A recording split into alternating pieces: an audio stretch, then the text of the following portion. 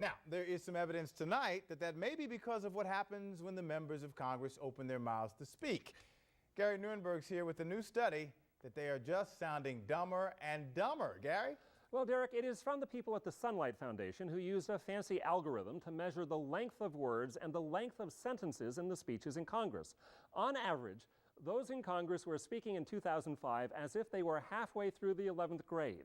This year, they're speaking at a full grade level lower as if they were halfway through their sophomore year in high school. This is no longer the Congress of the Shakespeare-quoting Robert Byrd. They're speaking in shorter sentences and using shorter words. Back in the day, we looked at the Declaration of Independence, which is at a 15th grade level. The U.S. Constitution is about a 17th grade level. Again, this Congress, 10th and a half grade level. Does it mean they're dumber? No, not necessarily. There's no value judgment placed on using big words or speaking in longer sentences. From the Washington area, Maryland Representative Roscoe Bartlett is among the 20 lowest grade levels when he speaks. Gerald Connolly of Virginia among the highest 20 when he speaks. But so what?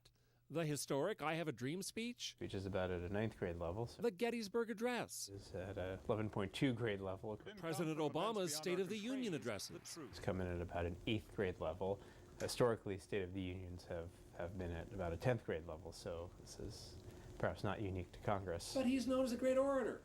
Well, he may also be an effective communicator, and he may speak simply. Liberals and conservatives? It's the most conservative Republicans who speak at the lowest grade level. The most liberal freshman and sophomore Democrats speak at the lowest grade levels compared to the more moderate Democrats. The downward trend has been consistent for the last 6 years. If this trend continues, are we going to be at a kindergarten level in 30 years? Well, if it continues, we will be at a kindergarten level in 30 years, but I don't expect that it will continue to that level.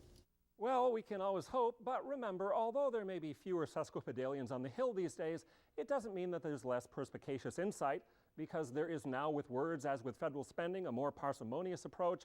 Doesn't mean that there is any less excogitation, though less circumlocution could lead to less gasconading, which would always be a good thing. It seems that soaring oratory has become more anomalistic, perhaps making it easier to do business in less confusing, more understandable terms. Remember, the shorter the words and the shorter the sentences, the lower the grade score. And remember, you're watching TV news where the most common sentence is, back to you.